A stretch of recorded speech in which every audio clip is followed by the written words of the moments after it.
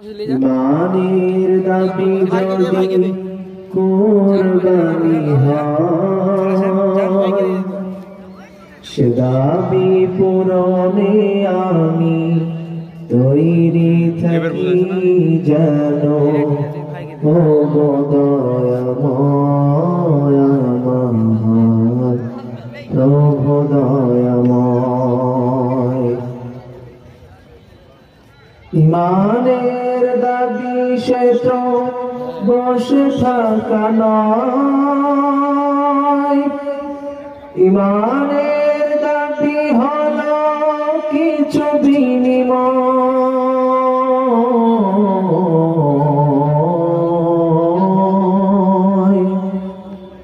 ইমানের দাবি সে তো বসে থাকা নয়, ইমানের দাবি হলো কিছু বিনিময়।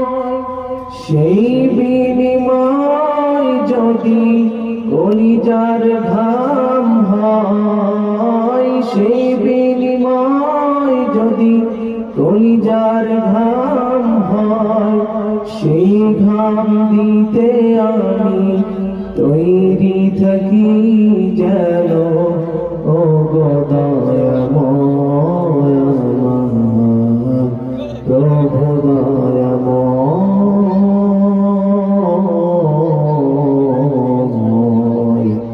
ও দয়াময় আমার প্রভু দয়াময়। ইমানের মাঝে অগ্নি শিখা, কাজ হল শুধু তার জ্বলতে থাকা।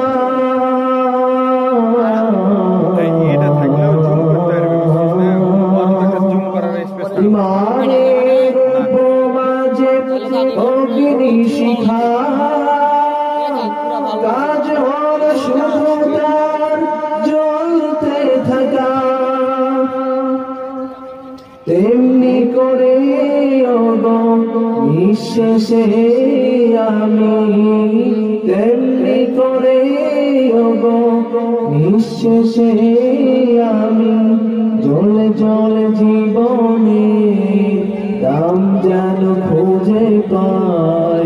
ও দয়াময় আমার প্রভু দয়াময়,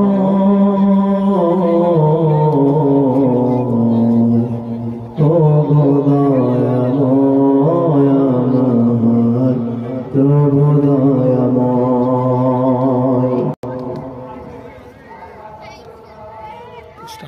প্রেমতলী যুব সমাজ কল্যাণের উদ্যোগে প্রথম বার্ষিকী 2 দিন ব্যাপী ঐতিহাসিক তাফসীরুল কোরআন মাহফিলের আজকে দ্বিতীয় দিনের প্রথম অধিবেশনে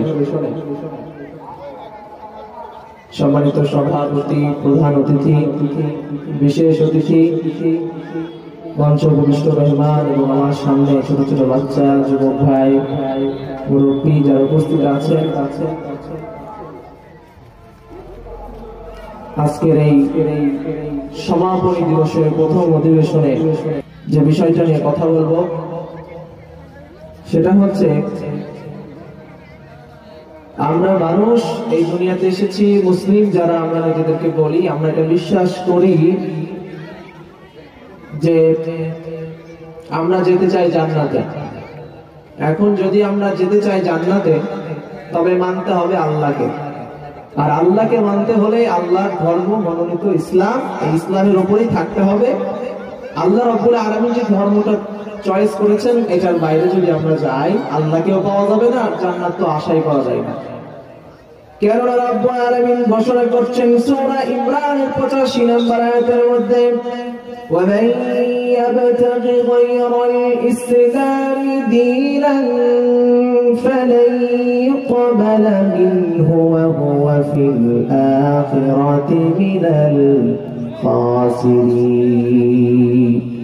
আল্লাহ রাব্বুল আলামিন বলছেন, ইসলাম ছাড়া অন্য কোন ধর্ম অবলম্বন করে আল্লাহ রাব্বুল আলামিনকে খুশি করা যাবে না। যারা দুনিয়া দুনিয়াতে ইসলাম ছাড়া অন্য কোনো ধর্ম অবলম্বন করতে চাইবে, তারা পরকালে হবে সবচাইতে বড় আশা হতো, সবচাইতে বড় লাঞ্ছিত হয়ে যাবে তারা। এজন্য ইসলাম মানতে হবে। আমি 12 মাইলে গত 12 ফেব্রুয়ারি ইসলাম নিয়ে কথা বলেছিলাম। ইসলাম কি, ইসলাম ধর্মটা কি, এই ধর্মের সৌন্দর্যগুলো কি কি, এই সমস্ত বিষয়ে কথা বলেছি।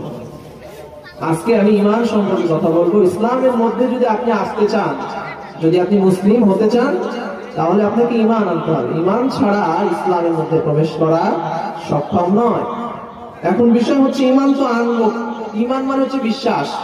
এখন আমি কোন কোন বিষয়গুলো বিশ্বাস করব সেটা তো আগে জানা লাগবে, তাই না? চলেন আমরা একটা একটা করে শুনি কোন কোন বিষয়গুলোর উপরে আমরা বিশ্বাস করব। রব্বুল আলামিন বলছেন সূরা বাকারা 285 নম্বর আয়াতে, কুল্লুন আমানা বিল্লাহি ওয়া মালাইকাতিহি ওয়া কুতুবিহি ওয়া রাসূলিহি লা নুফাররিকু বাইনা আহাদিন মির রাসূলিহি ওয়া ক্বালু সামি'না ওয়া আতা'না غفرانك ربنا وإليك المصير। আল্লাহু আকবার। যদি তোমরা মুসলিম হতে চাও, যদি তোমরা নিজেদেরকে মুমিন বানাতে চাও, এক নম্বর ঈমান আনো তোমাদের রবের প্রতি, আল্লাহর প্রতি। 2 নম্বর মালাইকাতিহি, ফেরেশতা সমূহের প্রতি ঈমান আনো। 3 নম্বর কুতুবিহি, শুধুমাত্র কোরআন নয়, আল্লাহ রাব্বুল আলামিন বললেন এই পৃথিবীতে কোরআন সহ যত আসমানি কিতাব নাযিল করেছি সমস্ত কিতাবগুলোর প্রতি ঈমান ও বিশ্বাস করো। 4 নাম্বার তোমরা রাসূল সমূহের প্রতি বিশ্বাস করো। শুধুমাত্র আমাদের পয়গম্বর না, শুধুমাত্র আদম আলাইহিস সালাম নয়, শুধুমাত্র ইব্রাহিম নয়, শুধুমাত্র ঈসা নয়, পৃথিবীর শুরু থেকে নিয়ে শেষ পর্যন্ত যত নবী রাসূল আল্লাহ দুনিয়াতে পাঠিয়েছে সব নবী রাসূলের প্রতি ঈমান আনতে হবে। আয়াতের মধ্যে 4টা বিষয় পেয়েছি। এরপর রব্বুল আলামিন বলছেন সূরা বাকারা 3 নম্বর আয়াতে, আল্লাযীনা ইউমিনুনা বিল গায়বি ওয়া ইউকিমুনাস সালাতা ওয়া মিম্মা রাযাকনাহুম ইউনফিকুন। আল্লাহু আকবার। আল্লাহ রাব্বুল আলামিন বলছেন অদৃশ্যের প্রতি বিশ্বাস করো, গায়েবে বিশ্বাস করো। আমার নবীর মাধ্যমে আমি কোরআনে যে সমস্ত বিধানগুলো দিলাম, জান্নাত দেখো নাই, জাহান্নাম দেখো নাই, ফেরেশতা দেখো নাই, আমি রবকে দেখো নাই, কিন্তু এগুলোর উপরে বিশ্বাস করো। তাকদীরে বিশ্বাস করো, তোমার ভালো মন্দ সব কিছু আমি আল্লাহ করতে পারি, এটার উপরে বিশ্বাস করো। নামাজ কায়েম করো, যাকাত প্রদান করো, তাহলেই তোমরা সফল কাম হতে পারবে। এর মধ্যে রব্বুল আলামিন আমাদেরকে আরো একটা নির্দেশ করলেন, অদৃশ্যে বিশ্বাস করতে হবে, ভালো মন্দ তাকদীরে বিশ্বাস করতে হবে। এরপর রব্বুল আলামিন ঘোষণা করছেন 4 নম্বর আয়াতে, ওয়াল্লাযীনা ইউমিনুনা বিমা উনজিলা ইলাইকা ওয়া মা উনজিলা মিন ক্বাবলিকা ওয়া বিল আখিরাতি হুম ইউকিনুন। আল্লাহ রাব্বুল আলামিন ঘোষণা করছেন তোমার উপরে যে কিতাব নাযিল হয়েছে হে রাসূল, তুমি বলে দাও এই কিতাবের উপরে ঈমান আনো। শুধুমাত্র এই কিতাবে নয়, যত কিতাব আমি নাযিল করেছি সমস্ত কিতাবের উপরে ঈমান আনো, আর তোমরা পরকালকে বিশ্বাস করো। তাহলে মোট আমরা 60টি বিষয় পেয়েছি। প্রথম সূরা বাকারা 285 নম্বর আয়াত, ওইখানে পেয়েছি কিছু 4টা। তারপরে সূরা বাকারা 3 নম্বর আয়াত, ওইখানে পেলাম একটা। আর সূরা বাকারা 4 নম্বর আয়াত, এখানে আমরা পেলাম আরো 2টা। কত হলো? 60টা। মৃত্যুর পরে আমাদেরকে পুনরুজ্জীবিত হতে হবে। আল্লাহ রাব্বুল আলামিন আমাদেরকে 60টা বিষয়ের উপর ঈমান আনতে বললেন, তবে আমরা মুসলিম হতে পারব।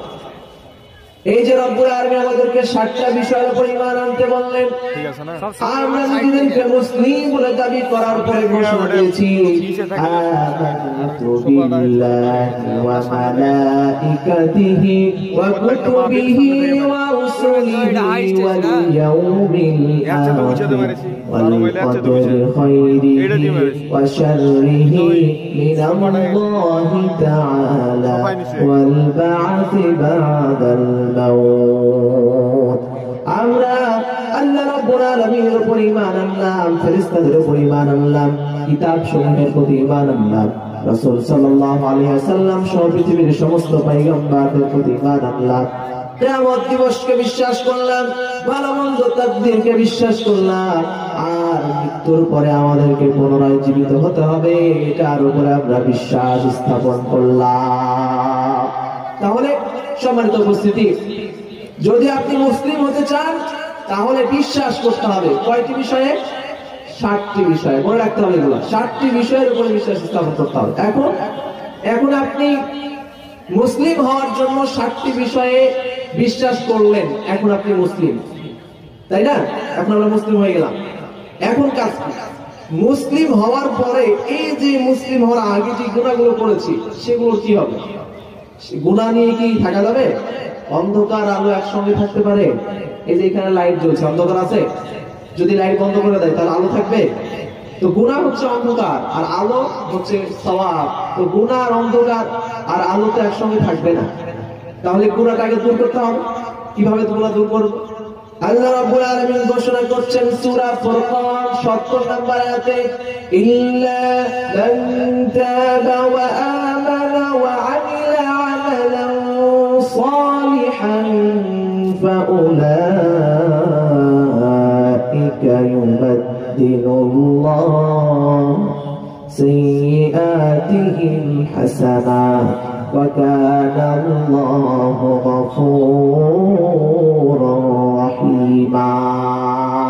আল্লাহু আকবার।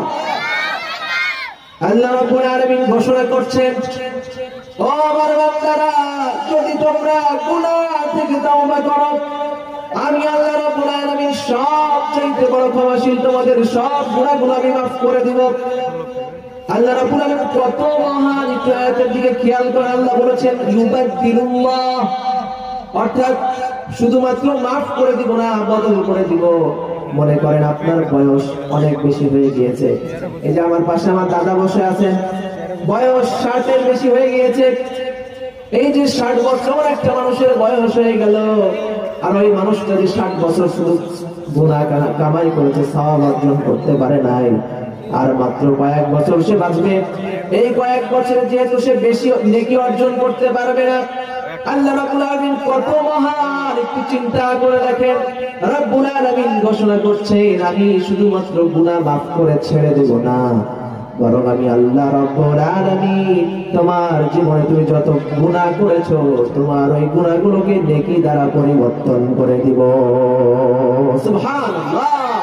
চিন্তা করেন কত মহান, মানে গুনাহ তো আপনি বেশি করেছেন, এখন এই গুনাহগুলো যদি মাফ করে দেয়, মাফ হয়ে গেল, কিন্তু আপনি যে কদিন বাঁচবেন সেই কদিন আপনি কতটুকু সওয়াব অর্জন করতে পারবেন? তো আল্লাহ রাব্বুল আলামিন আপনার সওয়াবটাকে বেশি করার জন্য আপনার গুনাহগুলোকে সওয়াব দিয়ে পরিবর্তন করে দিবেন। সুবহানাল্লাহ। কত মহান। তাহলে আমরা বিশ্বাস করে মুসলিম হলাম, এবার তাওবা করে গুনাহমুক্ত হয়ে গেলাম, এখন আমরা গুনাহমুক্ত। শুনছেন তো কথা? মানে যতটুকু বলছে এগুলো আমল করতে হবে। তো আমরা প্রথমে বিশ্বাস করে মুসলিম হলাম, এবার তাওবা করে গুনাহমুক্ত হলাম, এখন তো আমাদের জীবন আরো পড়েই আছে। এখনই কি মরবো? মৃত্যুর বয়স নাই, ঠিক আছে, কখন হয়ে যায় জানি না, কিন্তু যতক্ষণ বেঁচে আছি ততক্ষণ তো গুনাহ থেকে বাঁচতে হবে, তাই না? তো আমাদের সবচাইতে প্রকাশ্য বন্ধু একজন আছে না, মিস্টার ইবলিস। ওকে চাইলে আমরা সওয়াব অর্জন করি। আল্লাহ রাব্বুল আলামিন বলেন, ওয়ালা তাত্তাবিউ খুতুওয়াতিশ শাইতান ইন্নাহু লাকুম আদুউম মুবিন।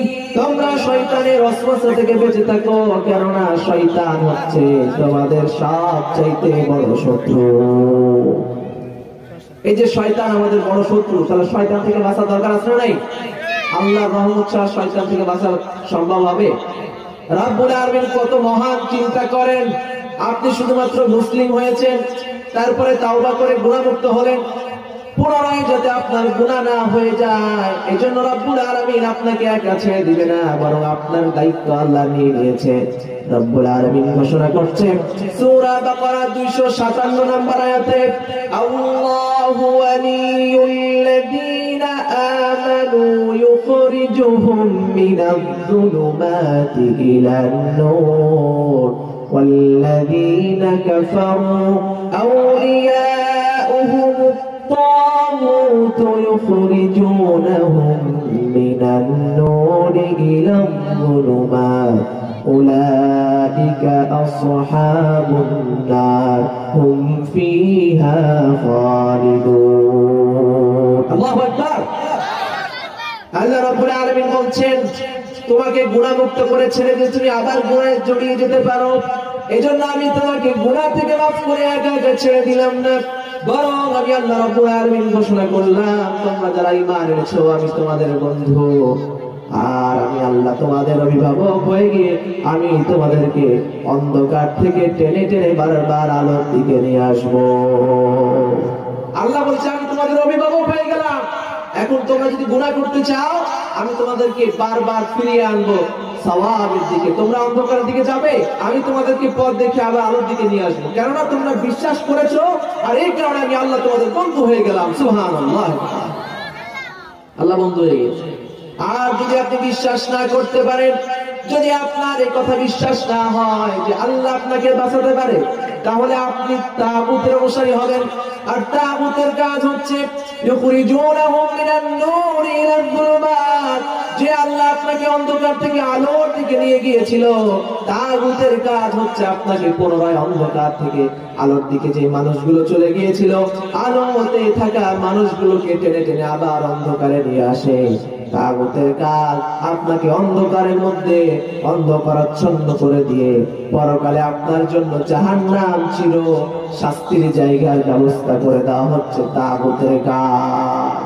তাহলে আপনি যদি এই কথা বিশ্বাস করেন তাহলে আল্লাহ রাব্বুল আলামিন আপনাকে বাঁচাবেন, আর যদি বিশ্বাস না করেন তাহলে আপনি তাগুতের অনুসারী, আর তাগুত আপনাকে কোথায় নিয়ে যাবে? জাহান্নামে। কিন্তু আমরা যেতে চাই কোথায়? জোরে, জান্নাতে যেতে চাই। তাহলে জান্নাতে যেতে হলে বিশ্বাস করতে হবে কয়টি বিষয়? 7টা বিষয় বিশ্বাস করার পরে তাওবা করতে হবে, তাওবা করে ফিরে আসার পরে আল্লাহকে বিশ্বাস করলে এবার আল্লাহ আপনার জন্য ঘোষণা করছে। এবার আমরা চলে আসছি খুব কাছাকাছি জান্নাতের। আল্লাহ রাব্বুল আলামিন এবার ঘোষণা করছেন সূরা বাকারা 82 নম্বর আয়াতে, ওয়াল্লাযীনা আমানু ওয়া আমিলুস সালিহাতি উলাইকা আসহাবুল জান্নাহ হুম ফিহা খালিদুন। রব্বুল আলামিন ঘোষণা করছেন তোমরা যারা ঈমান এনেছো, ঈমান আনার পরে নেক আমল করেছো, তোমাদের জন্য আমি জান্নাতটাকে বরাদ্দ করে দিলাম। সুবহানাল্লাহ, আল্লাহ শুধুমাত্র বলে নাই বরং ওয়াদা করেছেন। আল্লাহর ওয়াদা কখনো মিথ্যা হতে পারে নাকি? আল্লাহ রাব্বুল আলামিন শুধুমাত্র জান্নাতের কথা বললেন না, বরং ওয়াদা করলেন। রাব্বুল আলামিন বলছেন সূরা নিসা 122 নম্বর আয়াতে, ওয়াল্লাযীনা আমানু ওয়া আমিলুস সালিহাতি সানুদখিলুহুম জান্নাতিন তাজরি মিন তাহতিহাল আনহারু খালিদিনা ফিহা আবাদা ওয়া'দাল্লাহি হাক্কান ওয়া মান আসদাকু মিনাল্লাহি কিলা। আল্লাহ রাব্বুল আলামিন বলছেন যারা ঈমান এনেছো, সৎ কাজ করেছো, আমি আল্লাহ রাব্বুল আলামিন তোমাদেরকে এমন জান্নাতে প্রবেশ করাবো যে জান্নাতের তলদেশ দিয়ে সুন্দর প্রবাহিত ঝর্ণা ধারা চলতে থাকবে, আর আমি আল্লাহ তোমাদের সঙ্গে এই বিষয়ে ওয়াদাবদ্ধ হলাম। আল্লাহ বলছেন ওয়াদা করলাম।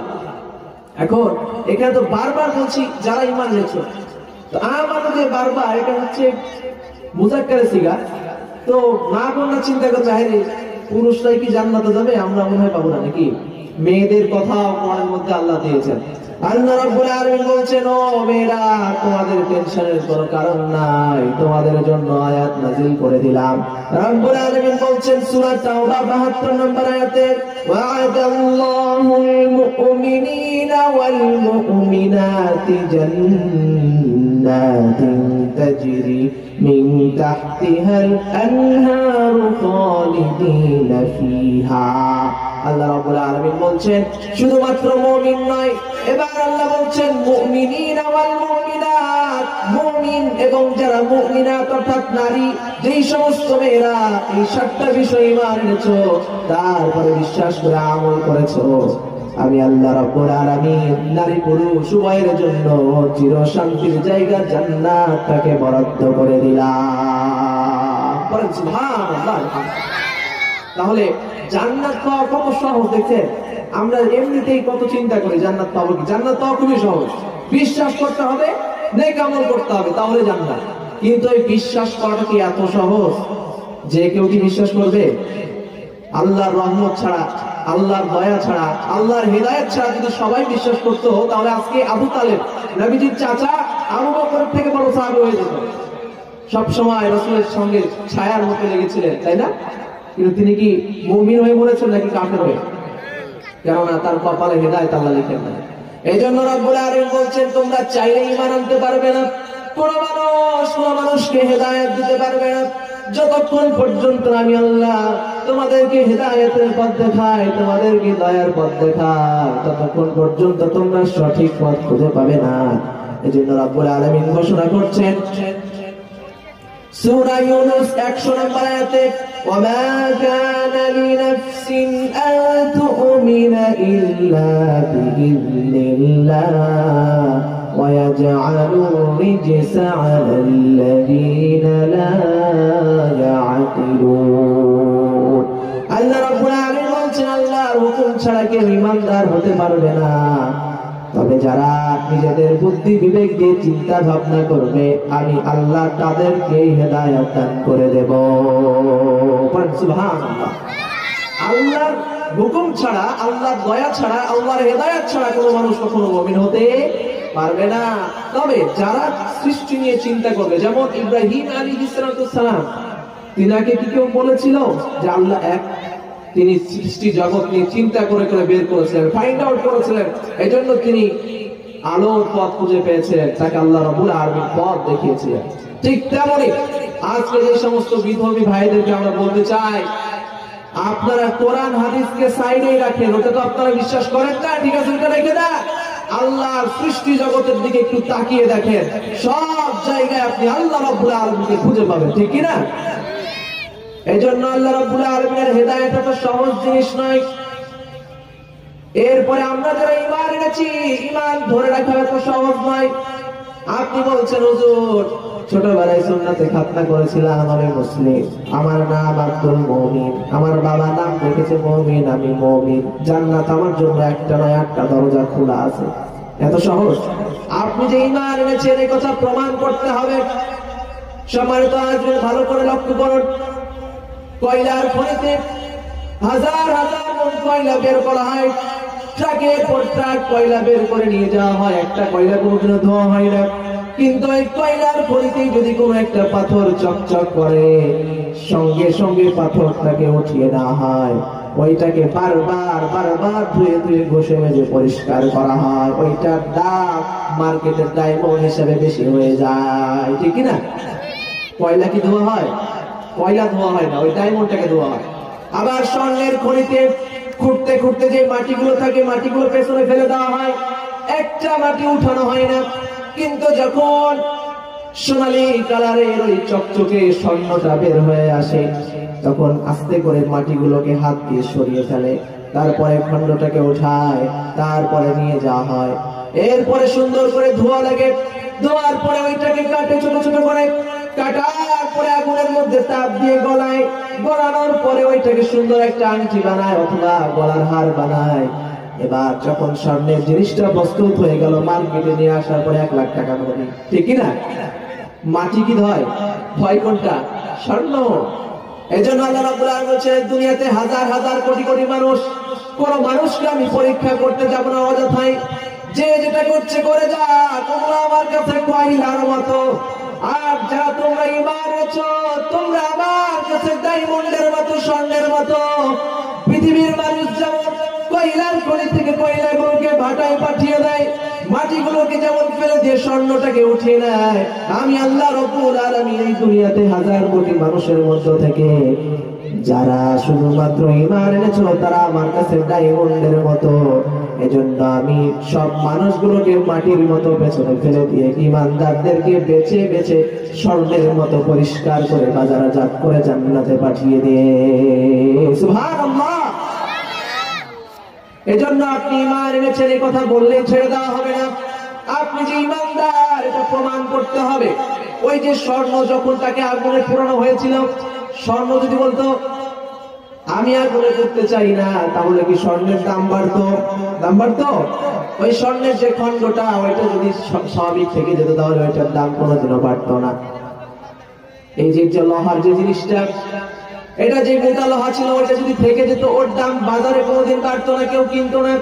কিন্তু লোহা সে আগুনে পুড়েছে, গলেছে, আস্তে আস্তে তাকে ডিজাইন করে সুন্দর একটা স্ট্রাকচার যখন তৈরি করা হয়েছে তখন তার দামটা বাজারে বেড়ে গিয়েছে। ও মুসলমান, আজকে যদি আপনি বলেন আমি ওই মাটির মতো পিছনে থেকে যাই, তাহলে জান্নাতের আশা আপনি ছেড়ে দেন। জান্নাত যদি পেতে চান, স্বর্ণ যেভাবে গলে গলে সুন্দর একটা ধাতুতে পরিণত হয়েছে, হাতের আংটি হয়েছে, গলার মালা হয়েছে, আপনি যদি জান্নাতের মালা হতে চান, আপনি যদি জান্নাতের বাসী হতে চান, তাহলে আপনাকে স্বর্ণের মতো বলেছে আপনাকেও পৃথিবীতে পরীক্ষা দিয়ে দিয়ে আল্লাহর কাছে স্বর্ণের মতো খাঁটি হিসাবে পরিচিতি দেওয়া লাগবে। এই জন্য রব্বুল আলামিন ঘোষণা করছেন সূরা আনকাবুত 2 নম্বর আয়াতে, আম হাসিবান নাসু আন ইউতরাকু আন ইয়াকুলু আমান্না ওয়া হুম লা ইফতানুন। আল্লাহু আকবার। রব্বুল আলামিন বলছেন লোকেরা কি মনে করেছে আমরা ঈমান এনেছি কথা বললেই তাদেরকে ছেড়ে দেওয়া হবে? না না, আল্লাহ রাব্বুল আলামিন বলছেন পরের আয়াতে, ওয়ালাকাদ ফাতান্নাল্লাযীনা মিন ক্বাবলিহিম ফালায়ালামান্নাল্লাহুল্লাযীনা সাদাকু ওয়া লায়ালামান্নাল কাযিবিন। তোমরা কি ভেবেছো ঈমান এনেছি কথা বললেই ছেড়ে দেওয়া হবে? না না, ঈমান এনেছে কথা বললেই তোমাদেরকে পরীক্ষা করা হবে। যেমন তোমাদের পূর্বে যারা ঈমান এনেছে কথা যারা বলেছিল তাদেরকে আমি পরীক্ষা করেছিলাম, তাদের মধ্যে কে সত্যবাদী আর কে মিথ্যাবাদী, ঠিক তেমনি তোমরাও যারা নিজেদেরকে ঈমানদার বলবে আমি তোমাদেরকেও পরীক্ষা করে নিতে চাই, তোমরা সত্য বলছো নাকি মিথ্যা বলছো। এতক্ষণ তো জান্নাত সহজ ছিল, এবার একটু কঠিন হয়ে গেল। প্রথমে ঈমান এনেছিলাম, ঈমান আনার পরপরই জান্নাত পেয়ে গেছিলাম, এখন একটু কঠিন। ঈমান আবার বলে পরীক্ষা করতে, ঈমানকে প্রমাণ করতে হবে। এত সহজ জিনিস নয়। বিশ্ব নবীর সাহাবী হযরত আব্দুল্লাহ বিন হুযাফা রাদিয়াল্লাহু তাআলা আনহু একটু চিন্তা করেন ঈমান কাকে বলে। আজকে তো আপনি আমি সাধারণভাবে মুসলিম হয়েছি, 5 ওয়াক্ত নামাজ পড়ি, একবার হজ করেছি হাজী সাহেব, রোজা করি, আর ময়দানে এসে কোরআন হাতে নিয়ে গরম বক্তব্য দিয়ে আমরা খাঁটি মুমিন হয়ে যাই, একেবারে জান্নাতের ঠিকাদার হয়ে যাই। কিন্তু বিশ্ব নবীর সাহাবী তারা গরম বক্তব্য শুধু দেন নাই, কাজে করিয়ে দেখিয়েছে।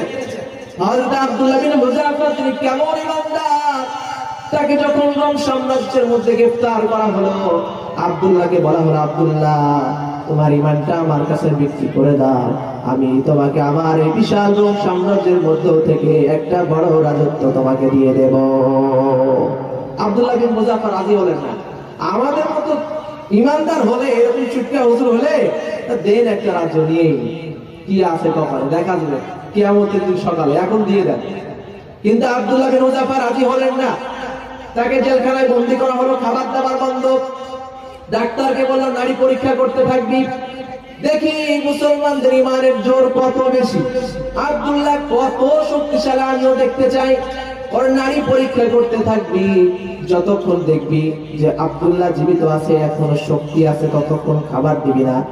আর যেই মুহূর্তে দেখবি আব্দুল্লাহ প্রায় মরা মরা অবস্থা, না খেলে এখনই মারা যাবে, তখন তাকে খাবার দিবি, তবে হারাম খাবার। আমিও দেখতে চাই কতটা বেশি ইমানের পাওয়ার আব্দুল্লাহ রয়েছে। খাবার বরাদ্দ করে দেওয়া হলো শুকরের মাংস আর মদ মিশানো পানি। আব্দুল্লাহ বিন মুজাফফর ডাক্তার গাড়ি পরীক্ষা করতে থাকে। পরীক্ষা করে দেখে এক সপ্তাহ পরে আব্দুল্লাহ নড়াচড়া করতে পারে না। একটা মানুষ আর কতদিন না খেয়ে থাকতে পারে। এবার আব্দুল্লাহর সামনে ওই শুকরের মাংস আর মদ মিশানো পানি দেওয়া হলো। আব্দুল্লাহ মনে মনে চিন্তা করে, এখন তো জান বাঁচানোর জন্য একটু খাওয়া জায়েজ আছে। এই যে সামনে দাখিল পরীক্ষার্থী বসে আছে, মাসলা জানে, জান বাঁচানোর জন্য একটু খাওয়া জায়েজ আছে। কিন্তু এখন তো প্রশ্ন জান বাঁচানোর নয়, এখন প্রশ্ন হালাল হারামের নয়।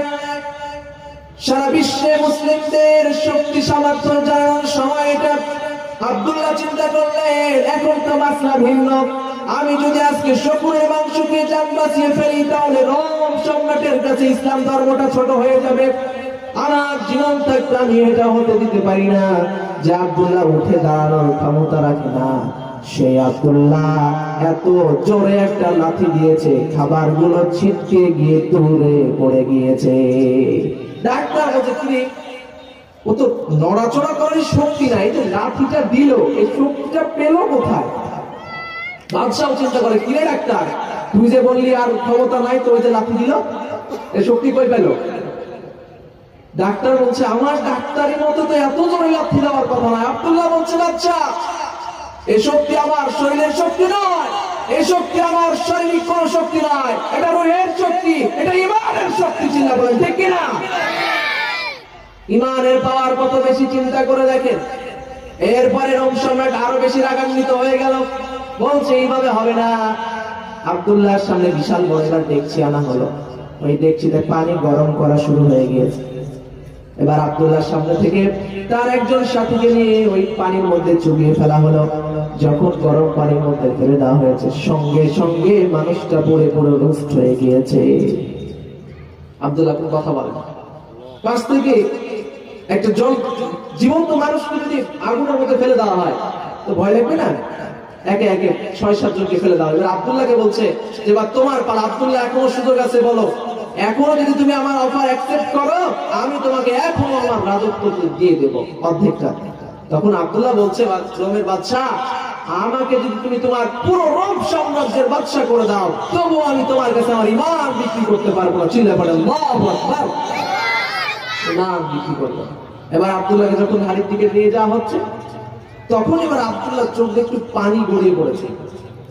বাদশাহ চিন্তা করে, এই তো পেয়েছি সুযোগ। আব্দুল্লাহ অনেক ভয় পেয়েছে, বলছে, নিয়ে আসো নিয়ে আসো নিয়ে আসো। কত তো চলে গিয়েছে, নিয়ে আসো নিয়ে আসা হবে। কি আব্দুল্লাহ, ভয় পেয়েছো? ঠিক আছে, এখন অফার আছে, অ্যাকসেপ্ট করে। তখন আব্দুল্লাহ বলছে, বাদশাহ বোকা, আমি যে চোখের পানি ফেলেছি, এটা কি তুই মনে করেছিস মৃত্যুর ভয়ে চোখের পানি ফেলেছি? আরে বোকা, আমি তো আল্লাহর কাছে চোখের পানি ফেলে কান্না করে বলেছি, আল্লাহ, তুমি আমার ইমান পরীক্ষা করার জন্য একটা মাত্র জীবন দিয়েছো। এই এক জীবনকে আমি কি করে দেখাবো যে আমি আব্দুল্লাহ তোমাকে কত বেশি ভালোবাসি, কত বেশি বিশ্বাস করি? ও আল্লাহ, তুমি যদি আমাকে 1000টা জীবন দিতে, আমি একটা একটা করে তোমার রাস্তায় সব জীবন বিলিয়ে দিতাম। আল্লাহু আকবার। রোমের বাদশা বলে, হায়, এ তো মানুষ না রে, চোখের সামনে মৃত্যু দেখেও ভয় পায় না, এ তো হয়তো জিন হবে অথবা দেবতা হবে, একে মারলে আমার ক্ষতি হবে। যা, আব্দুল্লাহ সহ ওই রোমের কারাগারে যত মুসলিম বন্দী ছিল সবাইকে ছেড়ে দাও। সুবহানাল্লাহ, দিস ইজ ঈমান। এইটারে বলে ঈমান। আর আমরা কত সহজ ঈমানদার, তাই না? কত সহজ ঈমানদার আমরা। এখন একটা মাজার করে নিলে বাস, আর ধরে কে? মাজার খুলে বসে আছি, আমি পাক্কা ঈমানদার। এখন বাংলাদেশে অনেক এরকম মাজার পাবেন যেখানে জান্নাত কিনতে পাওয়া যায়। হাস্যকর না? আপনি একটা গরু দিয়ে আসবেন, জান্নাত কিনে ফেলবেন বলে। তারপরে এখন বাংলাদেশে এরকম অনেক মাওলানাও আছে যারা অনেক ভালো ভালো মানুষকে দুনিয়াতে থাকতে জাহান্নামে পাঠিয়ে দেয়। সব কথা বললে আপনার ইমানটা কি বলে? আপনি আজকে যে নামাজি, আপনি যে নিজেদেরকে ইমানদার বলেন, আপনি কি রাসূলের সাহাবীদের জীবনী পড়েন নাই? আপনি কি আল্লাহ রাসূলের জীবনী পড়েন নাই? আল্লাহ রাসূল তিনি হিজরত করেছেন, আল্লাহ রাসূল তিনি মদিনা মক্কার মধ্যে যখন নামাজ পড়েছেন, মাথার উপরে উঠে ভুঁড়ি চাপিয়ে দেওয়া হয়েছে, আল্লাহর রাসূল কষ্ট সহ্য করেছেন। আর আপনি আজকে শুধু হালুয়া খাওয়া হুজুর, হালুয়া খাওয়া ইমানদার, সবাই বলে তারা হালুয়া রুটি নিয়ে মারামারি করেন, আর আপনি নিজেকে বলছেন আপনি ইমানদার। এটা তো ইমান নয়। রাসূলের জীবনে আপনি কি পড়েছেন, কি পেয়েছেন? আল্লাহ রাসূল শুধুমাত্র দাওয়াতে তাবলীগই করেন নাই, বরং তিনি রাষ্ট্র পরিচালনা করেছেন। চিল্লা বলেন ঠিক কিনা? যে ইমান প্রয়োজনে জ্বলে ওঠে না, যে ইমান সত্য ন্যায়ের কথা বলে না, যে ইমান বাস্তবে নাই, যে ইমান অন্তরে নাই, মুখে শুধু থাকা বলি, কি করে তারে বলো ইমান বলি, কি করে তারে বলো ইমান বলি, কি করে তারে বলো ইমান বলি।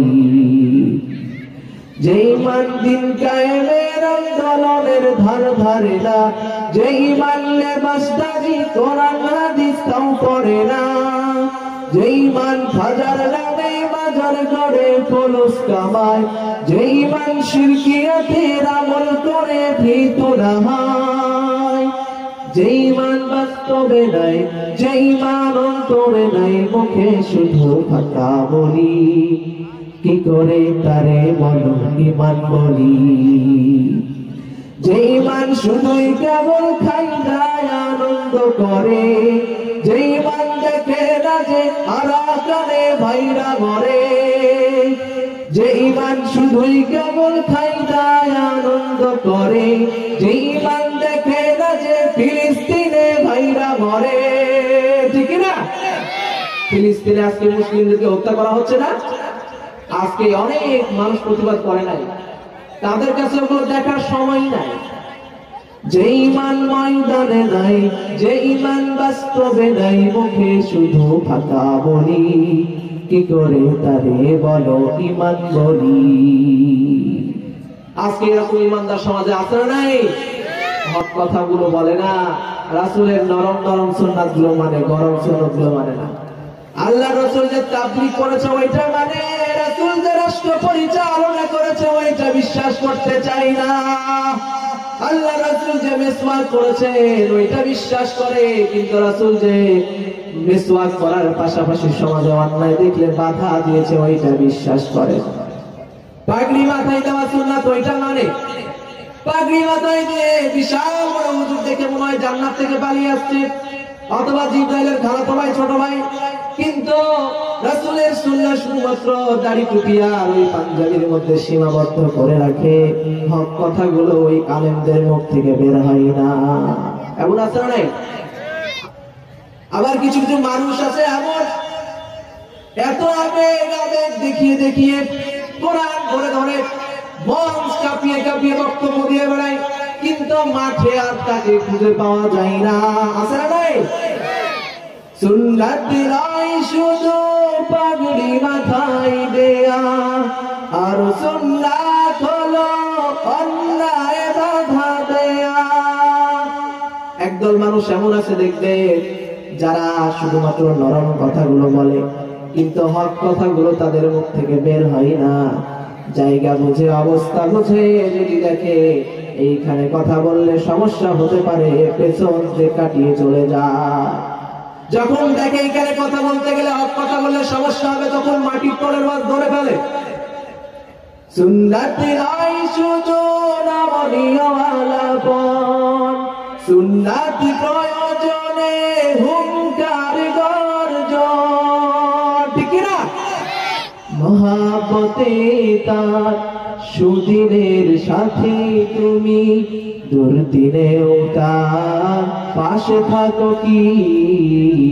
সুন্নাতে নয় শুধু দাওয়াতের মেহমান, সুন্নাতে নয় শুধু খাওয়া শেষে মধুপান, আর কিছু সুন্নাত আছে তুমি জানো কি, জানলেও জীবনে কখনো তা মানো কি। এজন্য হাজরিন, ইমান শুরু থেকে মনে আছে তো? টপিক বলে গেলে হবে না। শুরু করেছিলাম কি থেকে? ঈমান। যেতে চাই কোথায়? জোরে যেতে চাই কোথায়? আরো জোরে। যেতে চাই জান্নাতে। খুশি করতে হবে আল্লাহকে, আর আল্লাহকে খুশি করতে হলে মেনে নিতে হবে ইসলামকে, আর ইসলামে থাকতে হলে ঈমান আনতে হবে। আর ঈমান আনার পরে আমি যে ঈমান এনেছি এটা প্রমাণ দেওয়া লাগবে। ঈমান এনেছে কথা বললে ছেড়ে দেওয়া হবে না। বিশ্ব নবীর সাহাবী হযরত খাব্বাব রাদিয়াল্লাহু তাআলা আনহু, কোমরটা বড় চিকন ছিল, পিঠের মধ্যে বড় বড় দাগ ছিল। ওমর রাদিয়াল্লাহু তাআলা আনহু বলছে, খাব্বাব, আমি তো আমার জীবনে এত চিকন কোমরওয়ালা মানুষ একটাও দেখি নাই। তোমার কোমরটা এত চিকন কেন? তোমার পিঠের মধ্যে ওই যে বড় বড় দাগগুলো কিসের? খাব্বাব বলছে, ইসলামের প্রথম যুগে আমি যখন ঈমান এনেছিলাম আমাকে কত কষ্ট দিয়েছে কাফেররা। আমাকে বড় বড় আংটাতে আগুন ধরিয়ে, কয়লার মধ্যে আগুন ধরিয়ে আমাকে ওইটার মধ্যে শুইয়ে দেওয়া হয়েছিল। আমার পিঠগুলো পুড়ে পুড়ে ভিতরে আংটাগুলো ঢুকে গিয়েছিল। আমার পিঠ পুড়ে পুড়ে একেবারে আমার চর্বি গলে গলে পড়ে তারপরে আগুনগুলো নিভিয়ে গিয়েছিল। আমার কোমরের মধ্যে রশি বাঁধা হতো, আগুন ধরিয়ে দিয়ে শিকল বাঁধা হতো, এজন্য আমার কোমরটা বড় চিকন। একদিন খাব্বাব বলছে, ইয়া রাসূলুল্লাহ, ইয়া হাবিবাল্লাহ, এই যে এত কষ্টগুলো আমাদেরকে করতে হয়, এই যে এত কষ্ট আমরা করছি, কেন করছি? আপনি তো আল্লাহর কাছে দোয়া করতে পারেন যে আল্লাহ তুমি আমাদেরকে, আমাদের ইসলামটাকে বিজয় করে দাও। আপনি কেন দোয়া করেন না? বিশ্ব নবী বলছেন, ও খাব্বাব, তুমি কতটুকু কষ্ট করেছো? আল্লাহ রাব্বুল আলামিন এই পৃথিবীতে যত মানুষ পাঠিয়েছে সকলকে এর আগে পরীক্ষা করেছে। এমন একটা সময় ছিল যখন ঈমান এনেছে কথা যদি প্রকাশ পেত, তাহলে যে মানুষটা ঈমান এনেছে তাকে মাটিতে কোমর পর্যন্ত পুঁতে ফেলা হতো। এরপরে করাত মাথার মধ্যে এইভাবে রাখা হতো, রাখার পরে এইভাবে দুই ভাগ করে তাকে চিড়ে ফেলে দেওয়া হতো। কত কষ্ট দেওয়া হতো? তুমি কতটুকু কষ্ট করেছো? কতটুকু ঈমান এনেছো? ঈমানের জন্য কতটুকু পরীক্ষা দিয়েছো? ও খাব্বাব, এখন সহ্য করো। বিশ্ব নবীজি বললেন, এত সহজ নয়, তোমার আগে যারা ঈমান এনেছিল তাদেরকে কষ্ট করতে হয়েছে। খাব্বাব, মনে রেখো, তোমাকে এখনো জীবন দেওয়া লাগেনি। তবে একটা হাদিস বর্ণনা করে শোনো। বুখারী শরীফের 15 নম্বর হাদিসের মধ্যে বিশ্ব নবীজি বলছেন, লা ইউমিনু আহাদুকুম হাত্তা আকুনা আহাব্বা ইলাইহি মিন ওয়ালিদিহি ওয়া ওয়ালাদিহি। বিশ্ব নবী বললেন, তুমি যতক্ষণ পর্যন্ত না আমি রাসূলকে তোমার জীবন, তোমার পিতামাতা, তোমার সন্তান সন্ততি, দুনিয়ার সমস্ত মানুষের চাইতেও বেশি ভালোবাসতে না পারবে, ততক্ষণ পর্যন্ত তুমি প্রকৃত মুমিন হতে পারবে না।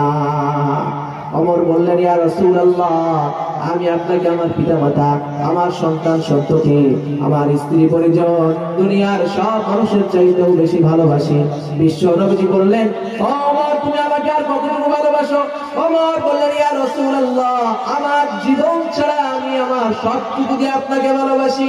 বিশ্ব নবী বললেন, ওমর, তোমার জীবনের চাইতেও বেশি ভালোবাসতে না পারলে তুমি প্রকৃত মুমিন হতে পারবে না।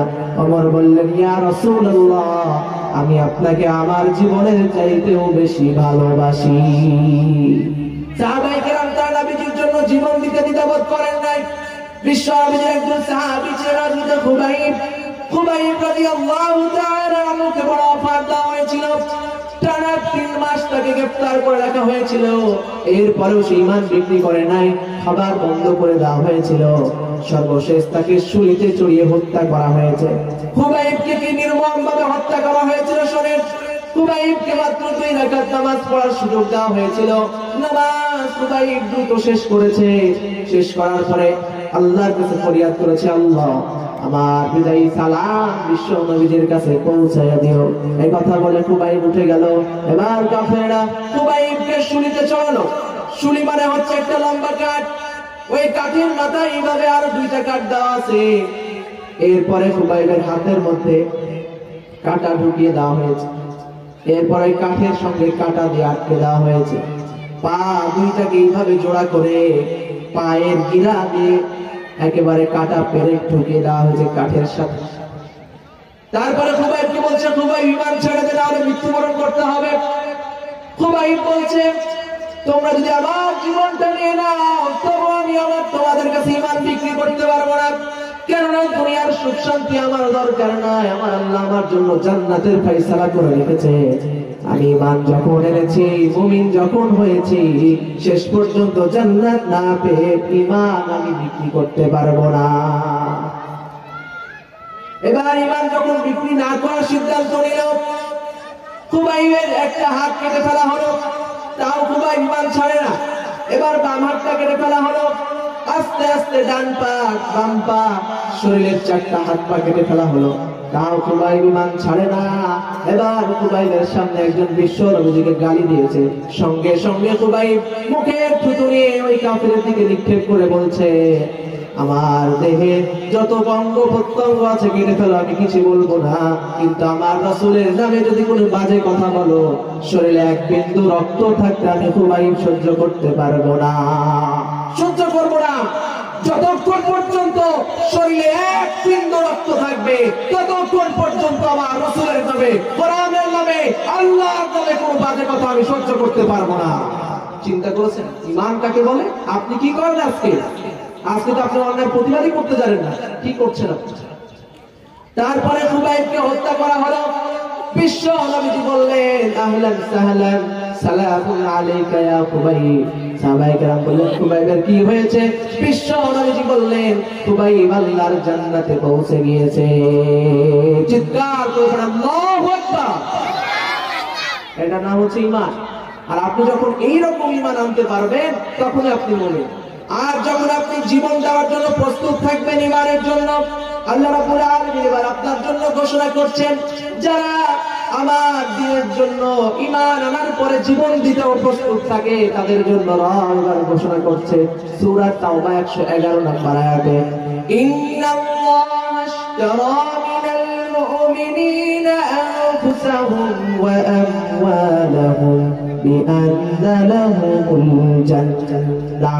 নিশ্চয় যারা মুমিন, আমি মুমিনদের জীবন, তাদের সম্পদ আমার জান্নাতের বিনিময়ে কিনে নিয়েছি। সুবহানাল্লাহ। তার মানে যদি আপনি আপনার জীবন আর আপনার সম্পদ আল্লাহর রাস্তায় ব্যয় করতে পারেন, তাহলে আপনার জন্য আল্লাহ রাব্বুল আলামিন জান্নাতকে প্রস্তুত করে রেখেছেন। এই ঈমান আপনাকে আনতে হবে যদি জান্নাতে যেতে চান।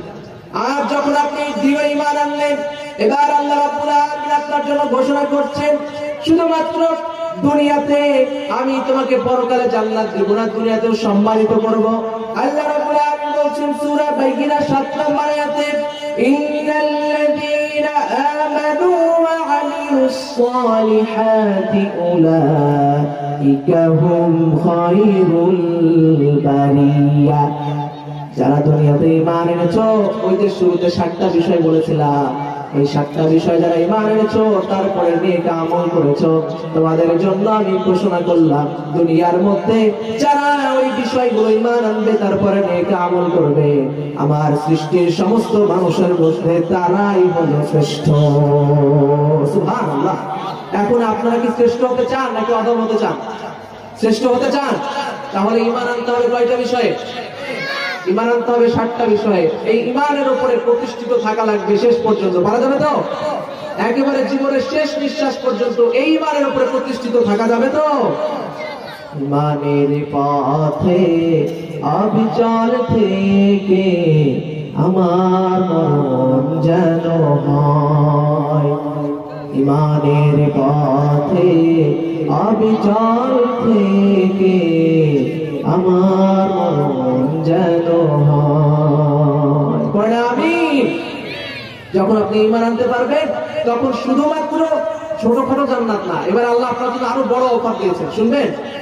সময় যেহেতু খুব কম, আমি আপনাদের এলাকার সন্তান, আবার কখনো সময় সুযোগ হলে, আজকে তো শুধু ঈমান বিষয়ে কথা বললাম, এরপরে কখনো সময় পেলে ঈমান মুমিনের বৈশিষ্ট্যগুলো নিয়ে আমরা আলোচনা করবো ইনশাআল্লাহ। আপনি কি ঈমানদার কি না, আপনি কি করে বুঝবেন যে আপনার মধ্যে ঈমান আছে না নাই, এটা জানার জন্য কিন্তু 5টা পয়েন্ট আছে। 5টা যদি মনে রাখতে পারেন আপনি নিজেই বুঝতে পারবেন আপনি মুমিন নাকি কাফের। এই 5টা আজকে বলছি না, আগামীতে ইনশাআল্লাহ বলবো। তবে আপনি যদি সেই পরিমাণ ঈমানদার হতে পারেন তবে আপনার জন্য বড় অফার। রাব্বুল আলামিন বলছেন সূরা কাহাফ 107 নম্বর আয়াতে, ইন্নাল্লাযীনা আমানু ওয়া আমিলুস الصالحات كانت لهم جنات الفردوس نزلا আল্লাহ রাব্বুল আলামিন বলছেন ঈমান যদি আনতে পারো তাহলে তুমি আমার কাছে মুসলিম, আর ভালো মুসলিম হলে ভালো মুমিন হিসাবে গণ্য হবে। আর ভালো মুমিনের জন্য আমার ঘোষণা হলো ছোটখাটো জান্নাত নয়, একেবারে জান্নাতুল ফেরদাউসের ঘোষণা করে দিলাম। সুবহানাল্লাহ। কতদিন থাকবেন সেই জান্নাতে? খালিদিনা ফিহা লা ইয়াবগুনা আনহা হিওয়ালা, একেবারে অনন্তকাল জান্নাতে থাকবেন। আপনাকে জান্নাতের মেয়াদ কোনদিন শেষ হবে না, বের করে দেওয়া হবে না। এজন্য সম্মানিত উপস্থিতি, প্রেমতুলিবাসী শোনেন, পর্দার আড়ালে মা এবং বোনেরা শোনেন, ভালো করে মনোযোগ দিয়ে শোনেন। এই তাফসীর কোরআন মাহফিলের শিক্ষাটা নিয়ে বাসায় যান। আপনার এই দুনিয়ার মাত্র কিছু বছরের জিন্দেগিতে সুখ করার থেকে আপনি ঈমানটা ভালো করে মজবুত করে ধরে রাখেন, ঈমানের উপরে প্রতিষ্ঠিত থাকে। আপনি যদি দুনিয়ার এই 60 বছরের জিন্দেগি আল্লাহর জন্য কাটাতে পারে, পরকালে অনন্ত অসীম কালের জন্য, চিরকালের জন্য আল্লাহ আপনার জন্য জান্নাতটাকে বরাদ্দ করে দেবে। সুবহানাল্লাহ। আপনি ঈমান আল্লাহ আনলে আপনার যে জান্নাতটা বরাদ্দ হবে, আপনি কি মনে করছেন কম ঈমান দিয়ে জান্নাতুল ফেরদাউস পাওয়া যাবে?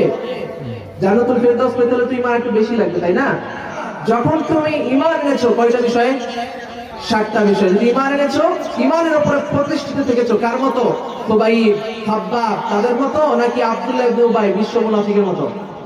খুবাইব, খাব্বাবের মতো, উমরের মতো ঈমান এনেছো, তখন তোমার জন্য জান্নাতুল ফেরদাউসের ঘোষণা আমি আল্লাহ করে রেখেছি। আমরা কি জান্নাতে যেতে চাই? সবাই চাই তো ইনশাআল্লাহ? তাহলে ঈমানের উপরে প্রতিষ্ঠিত থাকা যাবে তো ইনশাআল্লাহ? জীবনের শেষ বিন্দু পর্যন্ত, একেবারে শেষ নিঃশ্বাস পর্যন্ত ঈমান আনার পরে ঈমানের উপরে প্রতিষ্ঠিত থাকা যাবে তো ইনশাআল্লাহ? আল্লাহ আমাদের সকলকে কবুল করুক এবং আমাদের সকলকে ঈমানের উপরে প্রতিষ্ঠিত থাকার তৌফিক দান করুক। সকলে পড়ছে আল্লাহুম্মা আমিন। সম্মানিত হাজিরিন, আমি ছাত্র মানুষ, আমার কথার মধ্যে অনেক ভুল ভ্রান্তি হতে পারে। আমি আপনাদের কাছে অনুরোধ করি, আমি আপনাদের এলাকারই সন্তান, সেজন্য আপন ভেবে কথাগুলো বললাম। ছোটখাটো ভুলগুলো আল্লাহর রাস্তায় মাফ করে দিয়ে আমার জন্য দোয়া করেন, কোরআনের জন্য, ঈমানের জন্য কোরআনের কথা বলে দিতে পারি। আল্লাহ আমাদের সকলকে কবুল করুক। আখির দাওয়ানা আলহামদুলিল্লাহ।